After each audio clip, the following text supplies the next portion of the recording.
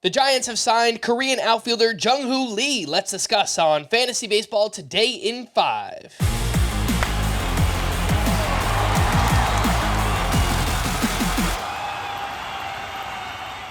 Welcome into FBT in 5 on Thursday, December 14th. I am Frank Stanfield, joined by Scott White.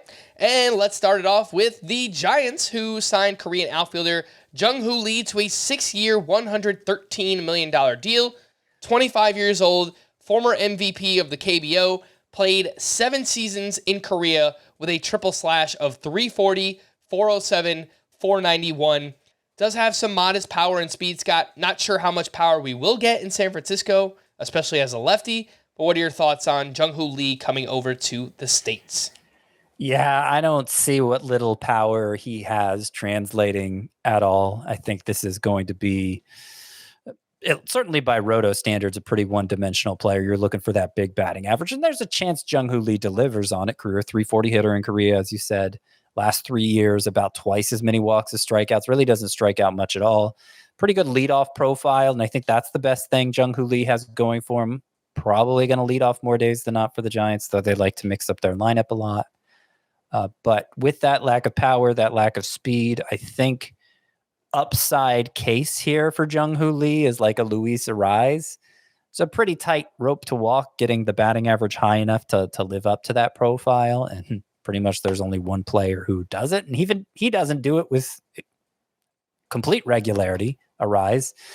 So I think with the low strikeout rate, I think Jung Hoo Lee has a top 40 potential as an outfielder.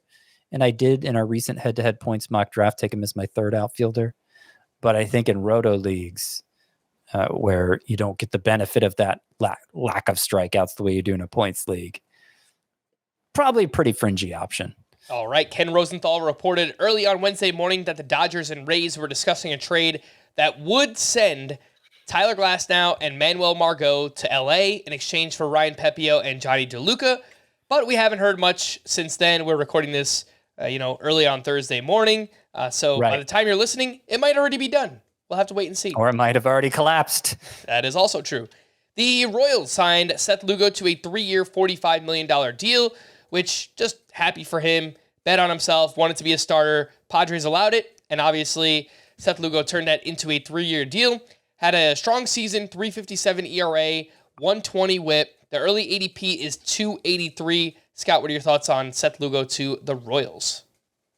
Well, I think heading into free agency, where every team was at his, was in Schrodinger's box, it could be any team in there. I think there was a sleeper case to make for Seth Lugo, considering for as well as he pitched, won only 8 games with the Padres last year. Going to the Royals, though, it's hard to see that number improving too much. It's a good pitching environment, and with the control Seth Lugo shows, pretty good ground ball skills. It all makes for him to have a solid ERA in all likelihood. But since he'll be lacking in win potential, I think he's better than a streamer option is Seth Lugo with the Royals, but not by much. Not by much. Somebody to kind of fill in the back end of your staff, I would say. All right, we had 2 devastating injuries out in the Dominican Winter League as Pirates catcher prospect Endy Rodriguez will need surgery to repair the UCL and flexor in his right elbow and will miss all of 2024. And as of now, it seems like Henry Davis was going to come into spring training as a catcher anyway. So my guess is he'll get the opportunity to start at that position, maybe still play some games in the outfield. Scott, if Henry Davis already had catcher eligibility, as of now, he only has outfield eligibility on CBS. If he were a catcher, where would you slot him into your catcher rankings?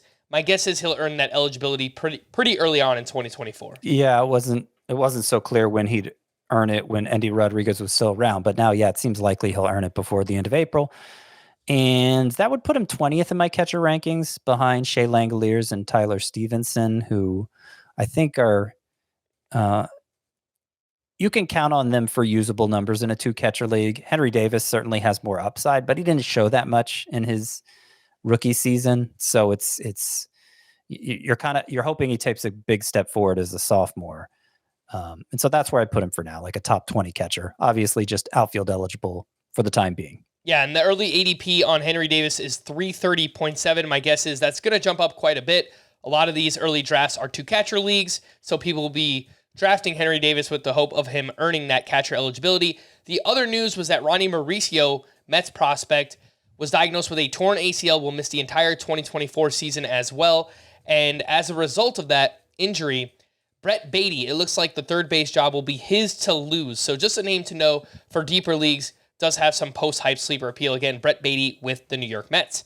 For more extensive fantasy baseball coverage, listen to the Fantasy Baseball Today podcast on Spotify, Apple Podcasts, the Audacy app, or anywhere else podcasts are found. Thanks for listening to Fantasy Baseball Today in 5, and we'll be back again on Saturday. Bye-bye.